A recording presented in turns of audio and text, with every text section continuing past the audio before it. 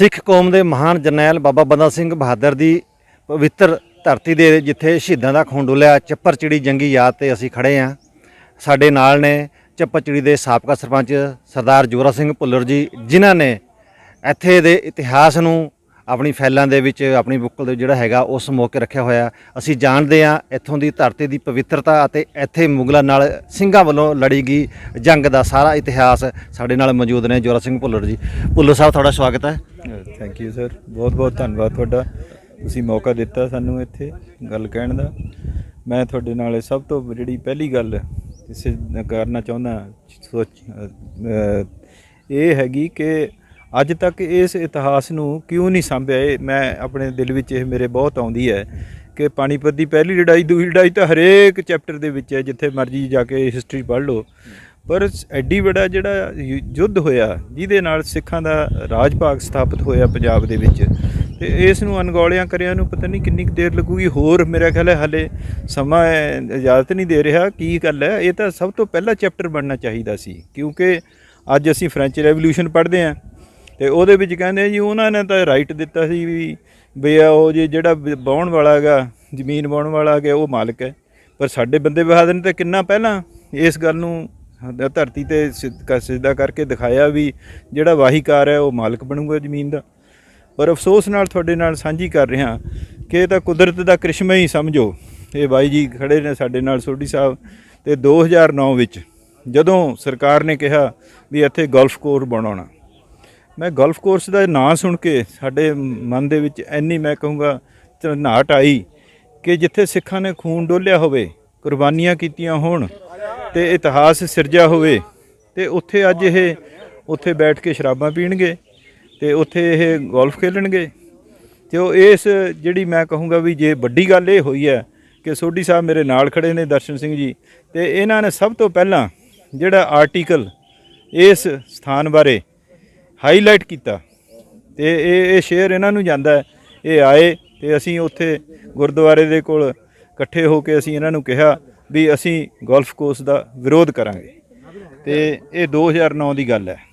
ਅਤੇ ਜਿਵੇਂ ਭੁੱਲਰ ਸਾਹਿਬ ਉਹਨਾਂ ਨੇ ਜਿਹੜਾ ਹੈਗਾ ਦੱਸਿਆ ਹੈ ਵੀ ਇੱਥੇ ਜਿਹੜਾ ਹੈਗਾ ਗੋਲਫ ਕਲੱਬ ਬਣਨਾ ਸੀਗਾ, ਅਤੇ ਪੰਜਾਬੀ ਟ੍ਰਿਬਿਊਨ ਦੀ ਬਹੁਤ ਵੱਡੀ ਇੱਥੇ ਦੇਣ ਹੈ ਜਿਹੜੀ ਇੱਥੇ ਯਾਦਗਾਰ ਬਣੀ ਹੈ। ਪੰਜਾਬੀ ਟ੍ਰਿਬਿਊਨ ਨੇ ਲੜੀਵਾਰ ਜਿਹੜਾ ਹੈਗਾ ਸਿਲਸਿਲੇਵਾਰ ਜਿਹੜਾ ਹੈਗਾ ਇੱਥੇ ਸਟੋਰੀਆਂ ਕੀਤੀਆਂ, ਇਸ ਧਰਤੀ ਨੂੰ ਜਿਹੜਾ ਹੈਗਾ ਖਰੀਦ ਕੇ ਜਿਹੜਾ ਹੈਗਾ ਉਹ ਸਾਰਾ ਸਿੱਖ ਇਤਿਹਾਸ ਜਿਹੜਾ ਹੈਗਾ ਉਹ ਉੱਪਰ ਲਿਆਂਦਾ, ਅਤੇ ਜੋਰਾ ਸਿੰਘ ਭੁੱਲਰ ਜੀ ਨੇ ਵੀ ਇਸ ਇਤਿਹਾਸ ਨੂੰ ਜਿਹੜਾ ਹੈਗਾ ਉਹ ਸਾਂਭ ਕੇ ਰੱਖਿਆ। ਸਾਡੀ ਬਹੁਤ ਇਹਨਾਂ ਨੇ ਮਦਦ ਕੀਤੀ ਹੈ ਇਤਿਹਾਸ ਜਿਹੜਾ ਹੈਗਾ ਫੋਲਣ ਦੀ, ਅਤੇ ਹੋਰ ਵੀ ਅਸੀਂ ਜਾਣਦੇ ਹਾਂ ਇਹਨਾਂ ਤੋਂ ਵੀ ਕੀ ਹੈ ਸਾਰਾ।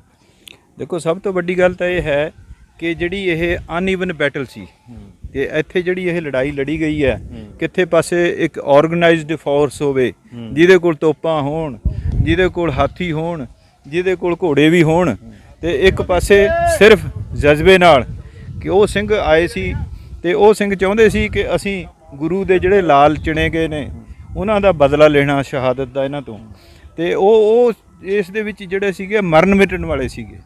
ਅਤੇ ਅੱਜ ਜਿਹੜੀ ਤੁਸੀਂ ਆਹ ਦੇਖ ਰਹੇ ਹੋ ਇੱਥੇ, ਅਤੇ ਇੱਥੇ ਇੱਕ ਬਹੁਤ ਬੜੀ 18, 19, 20 ਕਿੱਲਿਆਂ ਵਿੱਚ ਝਿੜੀ ਸੀ, ਅਤੇ ਉਹਦੇ ਵਿੱਚ ਅਸੀਂ ਵੀ ਦੇਖਿਆ ਛੋਟੇ ਹੁੰਦਿਆਂ ਨੇ 30, 40, 40 ਫੁੱਟ ਉੱਚੇ ਟਿੱਬੇ ਸਨ। ਅਤੇ ਅੱਜ ਤਾਂ ਚੰਡੀਗੜ੍ਹ ਨੂੰ ਜਿਹੜੀ ਸੜਕ ਜਾਂਦੀ ਹੈ ਖਰੜ ਤੋਂ, ਉਹ ਦਿਖਦੀ ਨਹੀਂ, ਪਰ ਅਸੀਂ ਦੇਖਿਆ ਐਸੇ ਟਿੱਬਿਆਂ 'ਤੇ ਚੜ੍ਹ ਕੇ ਉਹ ਸੜਕ ਦੇ ਵਿੱਚ ਬੱਸਾਂ ਜਾਂਦੀਆਂ ਸਾਨੂੰ ਮੁੰਡੀ ਖਰੜ ਦੀਆਂ ਦਿਖਦੀਆਂ ਹੁੰਦੀਆਂ ਸੀ। ਉਹ ਉੱਚਾ ਪਿੰਡ ਹੋਣ ਕਰਕੇ ਥੋੜ੍ਹਾ ਜਿਹਾ ਮੁੰਡੀ ਖਰੜ, ਅਤੇ ਸਾਨੂੰ ਸਭ ਕੁਝ ਦਿਖਦਾ ਸੀ। ਪਰ ਮੈਂ ਬਹੁਤ ਸਾਰੀਆਂ ਕਿਤਾਬਾਂ ਪੜ੍ਹੀਆਂ ਇਸ ਲੜਾਈ ਬਾਰੇ। ਈਵਨ ਇੱਕ ਆਪਣੇ ਇੰਗਲਿਸ਼ ਰਾਈਟਰ ਹੋਏ ਭਟਨਾਗਰ ਜੀ, ਉਹਨਾਂ ਨੇ ਤਾਂ ਇੱਥੇ ਤੱਕ ਵੀ ਲਿਖਿਆ ਕਿ ਜਿਹੜੇ ਤੋਪਾਂ 200 ਤੋਪ ਸੀ, ਅਤੇ ਜਦੋਂ 200 ਤੋਪ ਦਾ ਗੋਲਾ ਚੱਲਿਆ ਅਤੇ ਉਹਨਾਂ ਦੇ ਗੋਲਿਆਂ ਦੇ ਨਾਲ ਜੰਜੀਰਾਂ ਵੀ ਸੀ। ਪਰ ਅੱਜ ਮੈਨੂੰ ਉਸ ਗੱਲ ਦੀ ਸਮਝ ਆਉਂਦੀ ਹੈ ਕਿ ਜਿਹੜੀਆਂ ਜੰਜੀਰਾਂ ਸੀ ਉਹ ਦਰਖਤਾਂ ਵਿੱਚ ਫਸ ਗਈਆਂ, ਕਿਉਂਕਿ ਝਿੜੀ ਸੀ ਬਹੁਤ, ਅਤੇ ਉਹ ਦਰਖਤਾਂ ਵਿੱਚ ਫਸਣ ਕਰਕੇ ਸਿੱਖਾਂ ਦਾ ਕੋਈ ਨੁਕਸਾਨ ਹੀ ਨਹੀਂ ਹੋਇਆ। ਇਹ ਕਿੱਡੀ ਬੜੀ ਕੁਦਰਤ ਦੀ ਦੇਣ ਸੀ। ਅਤੇ ਜਦ ਦੇਖਿਆ ਵੀ ਇੰਨੇ 200 ਤੋਪ ਫਾਇਰ ਕਰ ਰਹੀ ਹੈ, ਕੋਈ ਹਿਲਜੁਲ ਨਹੀਂ ਹੋ ਰਹੀ, ਤਾਂ ਉਹਨਾਂ ਨੇ ਅਖੀਰ ਵਿੱਚ ਸਿੱਧਾ ਧਾਵਾ ਬੋਲਿਆ, ਹੁਣ ਤੁਸੀਂ ਘੋੜਿਆਂ 'ਤੇ ਆ ਰਹੇ ਆ ਅਤੇ ਦੂਜੇ ਬੰਦੇ ਝੁੰਡਾਂ ਦੇ ਵਿੱਚ ਅਤੇ ਦਰਖਤਾਂ ਦੇ ਵਿੱਚ ਆਪਣੇ ਨੱਜੇ ਲਈ ਬੈਠੇ ਹੈ, ਤੁਸੀਂ ਕਿਰਪਾਨ ਫੜੀ ਹੈ, ਆਹ ਦਰਖਤ ਹੈਗਾ, ਜੇ ਮੈਂ ਐ ਚਲਾਉਣਾ ਚਾਹੂੰਗਾ ਚੱਲੂਗਾ ਨਹੀਂ। ਅਤੇ ਉਹ ਅਨਈਵਨ ਬੈਟਲ, ਕਿੱਥੇ 40,000 ਬੰਦਾ, ਕਿੱਥੇ 15-20 ਹਜ਼ਾਰ ਬੰਦਾ, ਅਤੇ ਉੱਥੇ ਉਹਨਾਂ ਦਾ ਇਹ ਮੈਂ ਕਹੂੰਗਾ ਵੀ ਇਹ ਕੁਦਰਤੀ ਤੌਰ 'ਤੇ ਜੇ ਇਹ ਲੜਾਈ ਟਿੱਬਿਆਂ ਦੇ ਔਰ ਝਿੜੀ ਦੇ ਵਿੱਚ ਲੜ ਹੋਈ ਹੈ ਤਾਂ ਝਿੜੀ ਤੇ ਟਿੱਬੇ ਵੀ ਬਹੁਤ ਸਹਾਈ ਹੋਏ ਨੇ ਉਸ ਲੜਾਈ ਦੇ ਵਿੱਚ। ਭੁੱਲਰ ਸਾਹਿਬ ਜਿਹੜੀ ਇੱਥੇ ਲੜਾਈ ਜਿਹੜੀ ਸਿੰਘਾਂ ਨੇ ਲੜੀ ਆ ਮੁਗਲਾਂ ਦੇ ਨਾਲ, ਉਹ ਲੜਾਈ ਦਾ ਮੁੱਢ ਜਿਹੜਾ ਹੈਗਾ ਉਹ ਕਿਵੇਂ ਬੰਨਿਆ ਗਿਆ, ਉਹਦੇ ਬਾਰੇ ਸਾਡੇ ਤੁਸੀਂ ਦਰਸ਼ਕਾਂ ਨੂੰ ਦੱਸੋਗੇ ਕੁਝ? ਦੇਖੋ, ਜਿਹੜਾ ਮੈਂ ਕਹੂੰਗਾ ਵੀ ਅਤਿਆਚਾਰ ਸ਼ੁਰੂ ਤੋਂ ਹੀ, ਜੇ ਕਿਸੇ ਬੰਦੇ ਨੇ ਵੀ, ਮੈਂ ਕਹੂੰਗਾ ਗੁਰੂ ਨਾਨਕ ਦੇਵ ਜੀ ਤੋਂ ਆਪਾਂ ਸ਼ੁਰੂ ਕਰ ਲਈਏ ਤੇ ਉੱਥੇ ਵੀ ਉਹਨਾਂ ਨੇ ਵੀ ਕਿਹਾ ਵੀ ਜਿਹੜਾ ਮੁਸਲਮਾਨ ਹੈ ਵੀ ਉਹ ਇਸ ਤਰ੍ਹਾਂ ਅੱਤ ਦਾ ਜ਼ੁਲਮ ਕਰਕੇ ਬਾਬਰ ਆ ਰਿਹਾ, ਕਿਸੇ ਦੀ ਇੰਨੀ ਜ਼ਰੂਰਤ ਨਹੀਂ ਸੀ ਕਿਸੇ ਰਾਜੇ ਦੇ ਐਲਾਨ ਦੀ ਤੌਰ ਤੇ ਕੋਈ ਗੱਲ ਕਹਿ ਦੇਵੇ। ਤੇ ਇਹ ਚੀਜ਼ਾਂ ਜਿਹੜੀਆਂ ਆਪਣੇ, ਮੈਂ ਕਹੂੰਗਾ ਵੀ ਇੱਕੋ ਇੱਕ ਜਿਹੜੀ ਸੱਚ ਔਰ ਸੱਚਾਈ ਦੀ ਲੜਾਈ ਸੀਗੀ ਬੁਰਾਈ ਦੇ ਵਰਖਲਾਫ, ਉਹ ਮੇਰਾ ਕਹਿ ਰਿਹਾ ਵੀ ਸਾਡੇ ਗੁਰੂਆਂ ਨੇ ਲੜੀ ਹੈ ਤੇ ਸ਼ਹੀਦੀਆਂ ਵੀ ਪਾਈਆਂ। ਕੱਲੇ ਕੱਲੇ ਗੁਰੂ ਦਾ ਇਤਿਹਾਸ ਪੜ੍ਹ ਲਓ ਤੇ ਸਾਰਿਆਂ ਨੇ ਹੀ ਖੂਨ ਡੋਲੇ ਆ। ਤੇ ਅੱਜ ਜੇ ਸਾਰਾ ਆਪਾਂ ਐਨਾਲਾਈਜ਼ ਕਰੀਏ ਤਾਂ ਸਾਰਾ ਪਰਿਵਾਰ ਗੁਰੂ ਨਾਨਕ ਦੇਵ ਤੋਂ ਲੈ ਕੇ ਗੁਰੂ ਗੋਬਿੰਦ ਸਿੰਘ ਤੱਕ, ਬੱਚਿਆਂ ਤੱਕ ਸਾਰੇ ਹੀ ਕੁਰਬਾਨ ਹੋਏ ਆ। ਕਿਹੜਾ ਪਰਿਵਾਰ ਇਹੋ ਜਿਹਾ ਵੀ ਜਿਹੜਾ 10 ਗੁਰੂਆਂ ਨੇ ਕੁਰਬਾਨੀਆਂ ਦਿੱਤੀਆਂ? ਹੋਰ ਕੋਈ ਪਰਿਵਾਰ ਦੱਸੋ ਤਾਂ ਹੈ ਕੋਈ? ਅੱਛਾ ਭੁੱਲਰ ਸਾਹਿਬ, ਇੱਥੇ ਜਿਹੜੀ ਯਾਦਗਾਰ ਬਣੀ ਆ ਚੱਪਰਚਿੜੀ ਦੇ ਵਿੱਚ, ਤੁਹਾਡੇ ਪਿੰਡ ਦੇ ਵਿੱਚ ਜਿਹੜਾ ਹੈਗਾ ਬਾਬਾ ਬੰਦਾ ਸਿੰਘ ਬਹਾਦਰ ਦੀ, ਇੱਥੇ ਕਿੰਨੇ ਜਿਹੜੇ ਹੈਗੇ ਆ ਸਿੰਘਾਂ ਦੀ ਇੱਥੇ ਯਾਦਗਾਰ ਬਣੀ ਹੈ? ਕਿਹੜੇ ਕਿਹੜੇ ਸਿੰਘ ਦਾ ਕਿੱਡਾ ਉੱਚਾ ਲੰਬਾ ਜਿਹੜਾ ਹੈਗਾ ਉਹ ਬੁੱਤ ਜਿਹੜਾ ਹੈਗਾ ਇੱਥੇ ਬਣਿਆ ਹੈ, ਜਾਂ ਇੱਥੇ ਜਿਹੜੇ ਟਿੱਬੇ ਨੇ ਉਹ ਨੇ, ਜਾਂ ਜਦੋਂ ਉਹਨਾਂ ਦੀ ਜਿਹੜੀ ਹੈਗੀ ਲੜਾਈ ਲੜੀ ਗਈ ਸੀ ਉਦੋਂ ਕੀ ਸੀਗਾ? ਦੇਖੋ, ਸਭ ਤੋਂ ਪਹਿਲਾਂ ਮੈਂ ਇਸ ਗੱਲ ਨੂੰ ਤੁਹਾਡੇ ਨਾਲ ਸ਼ੇਅਰ ਕਰਦਾ ਕਿ ਸਭ ਤੋਂ ਜਿਹੜਾ ਮਹਾਨ ਯੋਧਾ ਸੀ ਤੇ ਉਹਦਾ ਬੁੱਤ ਸਭ ਤੋਂ ਪਹਿਲਾਂ ਤੁਸੀਂ ਦੇਖ ਰਹੇ ਆ ਬੰਦੇ ਬਹਾਦਰ ਦਾ ਹੈ, ਕਿਉਂਕਿ ਇਹਨੂੰ ਸਥਾਪਨਾ ਦੇ ਕੇ ਉੱਥੋਂ ਭੇਜਿਆ ਸੀ। 20 ਬੰਦੇ ਲੈ ਲਓ, 25 ਬੰਦੇ ਲੈ ਲਓ, ਜਿਵੇਂ ਵੀ ਆਏ ਹੌਲੀ ਹੌਲੀ ਪੰਜਾਬ ਦੇ ਵਿੱਚ ਐਂਟਰ ਹੁੰਦੇ ਹੋਏ, ਆਪਣੇ ਉਧਰ ਤੋਂ ਸਮਾਣੇ ਸਢੌਰੇ ਤੋਂ ਫਤਿਹ ਕਰਦੇ ਹੋਏ, ਬਨੂੜ ਤੋਂ ਅੱਗੇ ਫਤਿਹ ਕਰਦੇ ਹੋਏ, ਤੇ ਇੱਥੇ ਤੱਕ ਵੀ ਜਿਹੜਾ ਇਤਿਹਾਸ ਦੇ ਵਿੱਚ ਪੜ੍ਹਿਆ ਮੈਂ, ਜਿਹੜੇ ਆਹ 2 ਬੁੱਤ ਅੱਗੇ ਤੁਹਾਡੇ ਆਲੀ ਸਿੰਘ ਮਾਲੀ ਸਿੰਘ ਦੇ ਲੱਗੇ ਹੋਏ ਆ, ਤੇ ਉਹਨਾਂ ਬੁੱਤ ਆਲੀ ਸਿੰਘ ਮਾਲੀ ਸਿੰਘ ਦਾ ਵੀ ਜਿਹੜਾ ਜ਼ਿਕਰ ਹੈ ਵੀ ਉਹ ਵਜ਼ੀਰ ਖਾਨ ਕੋਲ ਸੀਗੇ, ਫੌਜਦਾਰ ਸੀਗੇ, ਪਰ ਜਦ ਉਹਨੇ ਇਹ ਲਫ਼ਜ਼ ਕਹੇ ਵਜ਼ੀਰ ਖਾਨ ਨੇ ਅੰਦਰ ਬੈਠੇ ਨੇ ਕਿ ਲੈ ਉਹ ਤਾਂ ਸਾਰਾ ਮਰਵਾ ਕੇ, ਉਹ ਤਾਂ ਸਾਰਾ ਆਪਣਾ ਉਜਾੜ ਕੇ ਸਭ ਕੁਝ, ਕਹਿੰਦਾ ਇਹ ਸਾਡਾ ਕੀ ਵਿਗਾੜ ਲੂਗਾ, ਇਹ ਕਹਿੰਦਾ ਐਵੇਂ ਸਿੱਖ ਤੁਰਿਆ, ਕਹਿੰਦਾ ਵੀ ਅਸੀਂ ਇਹਦੀ ਬੋਟੀ ਕਰਕੇ ਛੱਡਾਂਗੇ। ਤੇ ਉਹਨਾਂ ਨੇ ਇੱਕ ਕਿਸਮ ਦਾ ਚੈਲੰਜ ਕੀਤਾ ਉੱਥੇ, ਉਹਨਾਂ ਨੇ ਉੱਥੋਂ ਛੱਡ ਕੇ ਵਜ਼ੀਰ ਖਾਨ ਦੀ, ਤੇ ਉਹ ਇੱਧਰ ਆ ਕੇ ਬੰਦੇ ਬਹਾਦਰ ਦੇ ਨਾਲ ਉਹਨਾਂ ਨੇ ਲੜਾਈ ਲੜੀ।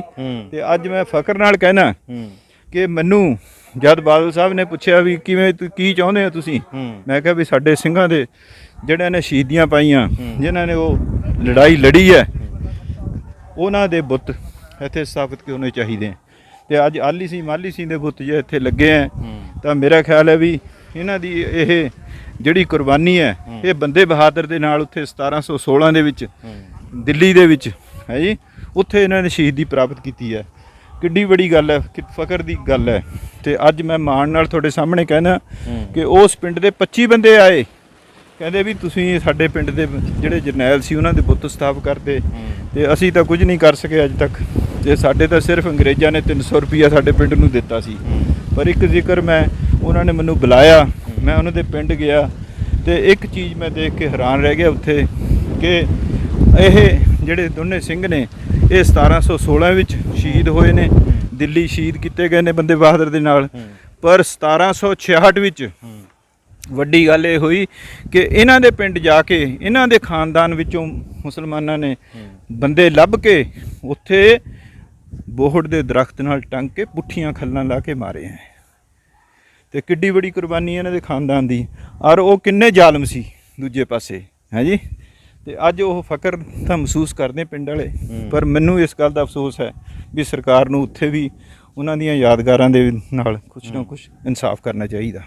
ਅੱਛਾ, ਜਿਵੇਂ ਇੱਥੇ ਜਿਹੜੇ ਹੈਗੇ ਆ ਬੁੱਤ ਤਾਂ ਇੱਥੇ ਜਿਹੜੇ ਹੈਗੇ ਬਣਾਤੇ ਆ, ਇਤਿਹਾਸਕਾਰ ਜਿਹੜੀ ਹੈਗੇ ਇੱਥੇ ਸਿੱਖਾਂ ਦੀ ਬਣ ਗਈ ਹੈ, ਤੇ ਜਿਹੜੇ ਦਰਸ਼ਕ ਇੱਥੇ ਆਉਂਦੇ ਨੇ, ਜਿਹੜੇ ਸ਼ਰਧਾਲੂ ਇੱਥੇ ਆਉਂਦੇ ਨੇ, ਉਹਨਾਂ ਨੂੰ ਕਿਵੇਂ ਪਤਾ ਲੱਗਦਾ ਹੈ ਕਿ ਇਹ ਫਲਾਣਾ ਸਿੰਘ ਦਾ ਬੁੱਤ ਹੈ, ਜਾਂ ਕਿ ਇੱਥੇ ਕਿਹਨਾਂ ਨੇ ਇੱਥੇ ਕੀ ਘਾਲਣਾ ਕਰੀਆਂ, ਉਹਦੇ ਬਾਰੇ ਕੀ ਜਿਹੜਾ ਹੈਗਾ ਸਰਕਾਰਾਂ ਦਾ ਜਾਂ ਜਿਹੜਾ ਹੈਗਾ ਏਜੰਸੀਆਂ ਦਾ ਕੀ ਇੱਥੇ ਜਿਹੜਾ ਹੈਗਾ ਉਹਨਾਂ ਦੇ ਪ੍ਰਬੰਧ ਕੀ ਨੇ ਇੱਥੇ? ਦੇਖੋ, ਮੈਂ ਸਭ ਤੋਂ ਪਹਿਲਾਂ ਮੈਂ ਇਹ ਗੱਲ ਤੁਹਾਡੇ ਨਾਲ ਸਾਂਝੀ ਕਰਦਾ, ਠੀਕ ਹੈ ਬੋਰਡ ਲੱਗੇ ਹੈ, ਪਰ ਇਹ ਪੰਜਾਬੀ ਵਿੱਚ ਹੈ, ਜਿਹੜਾ ਇੱਥੇ ਹਰ ਕਿਸਮ ਦੀ ਲੈਂਗੁਏਜ ਦੇ ਵਿੱਚ ਲੱਗਣਾ ਚਾਹੀਦਾ, ਚਾਹੇ ਇੰਗਲਿਸ਼ ਵਿੱਚ ਵੀ ਲੱਗਣਾ ਚਾਹੀਦਾ, ਹਿੰਦੀ ਵਿੱਚ ਵੀ ਲੱਗਣਾ ਚਾਹੀਦਾ। ਨੰਬਰ 1 ਜਿਹੜੀ ਸਭ ਤੋਂ ਅਹਿਮ ਗੱਲ ਹੈ ਜਿਹੜੀ ਤੁਹਾਡੇ ਨਾਲ ਸਾਂਝੀ ਕਰਦਾ, ਇੱਥੇ ਇੱਕ ਡਾਕੂਮੈਂਟਰੀ ਬਣਨੀ ਚਾਹੀਦੀ ਹੈ ਬੰਦੇ ਬਹਾਦਰ ਦੇ।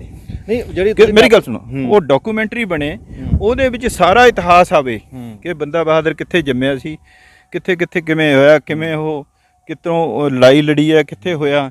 ਪਰ ਮੈਨੂੰ ਅਫਸੋਸ ਨਾਲ ਕਹਿਣਾ ਪੈਂਦਾ ਜਿਹੜੇ ਹਾਲ ਦੇ ਵਿੱਚ ਅੱਜ ਇਕੱਠੇ ਹੋਏ ਆ, ਇੱਥੇ ਡਾਕੂਮੈਂਟਰੀ ਹਾਲ ਤਾਂ ਬਣ ਗਿਆ, ਪਰ ਅੱਜ ਉਹ ਅੱਧੇ ਘੰਟੇ ਦੀ 20 ਮਿੰਟ ਦੀ ਜਾਂ 1 ਘੰਟੇ ਦੀ ਉਹ ਡਾਕੂਮੈਂਟਰੀ ਨਹੀਂ ਬਣੀ। ਨਹੀਂ, ਜਦੋਂ ਬਾਦਲ ਸਾਹਿਬ ਉਹਨਾਂ ਨੇ ਜਿਹੜਾ ਹੈਗਾ ਇੱਥੇ ਦਾ ਨੀਂਹ ਪੱਥਰ ਰੱਖਿਆ ਜਾਂ ਬਣਾਇਆ ਸੀ, ਉਦਘਾਟਨ ਕੀਤਾ ਸੀਗਾ 2011 ਦੇ ਵਿੱਚ, ਉਦੋਂ ਤਾਂ ਉਹਨਾਂ ਨੇ ਕਿਹਾ ਸੀਗਾ ਵੀ ਇੱਥੇ ਬਾਬਾ ਸਿੰਘ ਬੰਦਾ ਬਹਾਦਰ ਦੀ ਜਿਹੜੀ ਹੈਗੀ ਜੀਵਨੀ ਬਾਰੇ ਜਿਹੜੀ ਹੈਗੀ ਆ ਇੱਥੇ ਕੁਝ 20 ਮਿੰਟ ਦੀ ਅੱਧੇ ਘੰਟੇ ਦੀ ਡਾਕੂਮੈਂਟਰੀ ਫਿਲਮ ਬਣੀ। ਕੀ ਹੁਣ ਤੱਕ ਉਹ ਬਣੀ ਹੋਈ ਨਹੀਂ? ਨਹੀਂ, ਬੜਾ ਅਫਸੋਸ ਹੈ। ਮੇਰੇ ਖਿਆਲ ਹੈ ਵੀ ਵਿੱਚ ਨੂੰ ਇਹ ਗੱਲਾਂ ਵੀ ਸੁਣਨ ਵਿੱਚ ਆਈਆਂ ਵੀ ਕੋਈ ਪੈਸੇ ਵੀ ਲੈ ਗਿਆ 2-3 ਕਰੋੜ, ਮੇਰੇ ਉਹ ਲੱਗਿਆ ਕਿਉਂ ਨਹੀਂ ਬਣੀ ਹੈ। ਦੂਜੇ ਪਾਸੇ ਆਹ ਜਿਹੜਾ ਆਪਣਾ ਸਮਾਰਕ ਬਣਿਆਗਾ, ਇਹਦੇ ਉੱਪਰ ਜਾਣ ਲਈ ਤੇ ਅੱਜ ਤੱਕ ਉਹ ਲਿਫਟ ਲੱਗੀ ਹੋਈ ਤਾਂ ਹੈ ਪਰ ਚੱਲਦੀ ਨਹੀਂ ਹੁਣ ਤੱਕ।